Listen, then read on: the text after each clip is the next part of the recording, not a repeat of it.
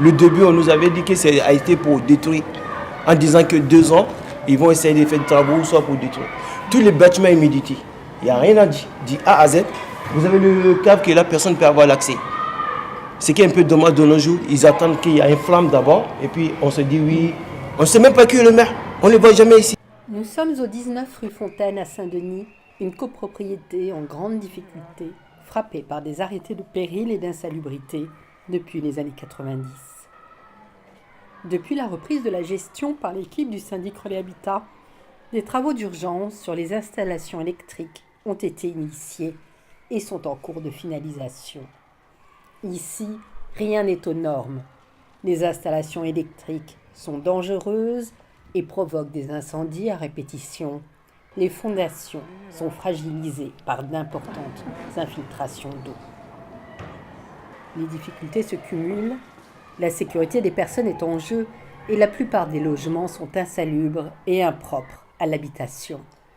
Mais des copropriétaires peu scrupuleux et des locataires en détresse font que la réalité est tout autre.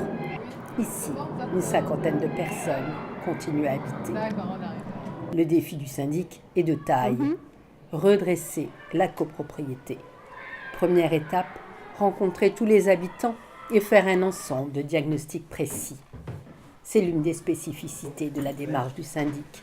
Se rendre dans les parties privatives afin de réaliser un diagnostic social et technique. La maison, c'est le ghetto, ouais. On fait un petit diagnostic de toutes les parties privatives, de tous les habitants de l'immeuble, Oui. pour pouvoir voir s'il n'y a pas des situations difficiles, s'il n'y a pas des propriétaires malhonnêtes. Aujourd'hui, l'équipe est venue rencontrer M. Camara. Il est locataire d'un petit 2 pièces. Pour voir s'il y a des besoins d'accompagnement, par exemple au relogement. Des personnes qui ont besoin d'être relogées. Je ne suis pas en l'aise ici. Si j'avais, vous savez, la première chose, c'est que c'est une famille et une maison pour être tranquille. Vous avez un taf, vous êtes dans le paradis. Mais le moment qui est, excuse-moi, ici, même mes amis, je ne les amène pas. Ça m'est déjà arrivé d'envoyer des amis ici, mais ils ne croyaient pas à la façon dont je bosse. Et puis pour dire que c'est mon appart, crois-moi, c'est pas. Quand je montrais le loyer, déjà, le début, on pensait que c'était une squat. Mais quand je montrais les quittants, ils ne croyaient pas. Il y a des gens qui sont squatteurs. Avant, ce n'était pas comme ça. Hein. Mais maintenant, de squatteurs, vous venez samedi, vous allez trouver musique qui joue partout. Par rapport à votre loyer, votre salaire. Le questionnaire est très précis et permet à l'équipe de prendre connaissance de la situation et de la problématique de M. Camara. Vous êtes ici parce qu'il y a nulle part d'autre. C'est tout, effectivement. Ouais. Oui, c'est ça. Ouais, Oui, ouais. c'est ça. Si j'avais le soir, j'allais partir. Même ce soir, j'y partais. C'est ensuite un diagnostic technique qui permettra de déterminer les conditions d'occupation du logement. Ici, rien n'est aux normes. Malgré l'arrêté d'insalubrité qui somme le propriétaire depuis longtemps de faire des travaux, rien n'a été fait.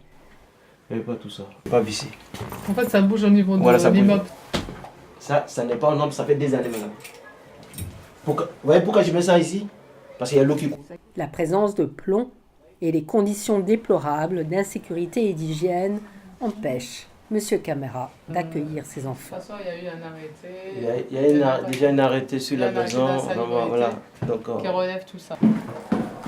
Bon après-midi. Le propriétaire de cet appartement est au courant qu'il y a des arrêtés avec suspension des loyers, mais il a continué quand même à demander le loyer à M. Camara, sachant qu'il ne paye ni ses charges ni les travaux. En arrivant dans cette copropriété, tout allait mal. C'est ça au niveau de la gestion, au niveau du bâti, parce que tout est dégradé. Il y a un diagnostic qui nous permet vraiment de repérer tout de suite les situations d'habitat indigne et puis de détecter des marchands de sommeil. Rentrer dans les logements afin de réaliser ces diagnostics permet à l'équipe de repérer l'éventuelle présence de marchands de sommeil. Ici, après un refus initial d'ouvrir la porte, les habitants acceptent d'accueillir l'équipe. Cet appartement est occupé en dépit de tous les arrêtés, d'un état très dégradé du logement et d'une situation de suroccupation. Ici, des hommes vivent à plusieurs dans un logement insalubre. Ils accepteront de nous montrer la cuisine et la salle de bain, mais n'ouvriront pas la chambre où ils sont plusieurs à dormir. Lutter contre les marchands de sommeil est au cœur de la mission du syndic Relais Habitat.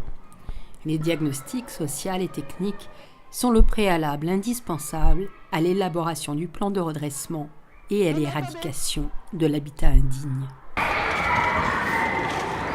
Le diagnostic a un aspect essentiel dans la démarche de Relais Habitat lorsqu'elle aborde les copros en difficulté, parce que c'est l'argument premier qui nous a poussé à proposer ce modèle. C'est-à-dire que quand on regarde un certain nombre de syndics dans des situations de difficultés ou d'opérateurs ou ce qui existe d'administrateurs judiciaires, il y a un manque de diagnostic global. En fait, le manque de stratégie montre que effectivement les diagnostics sont pas mal posés ou alors limités à un secteur technique, par exemple, social, mais en vue de savoir si financièrement les gens vont avoir les moyens de faire les travaux. Donc c'est les poser, savoir jusqu'où aller et les utiliser pour vraiment avoir une stratégie. Et ça, c'est, je pense que c'est ça ce qui manquait.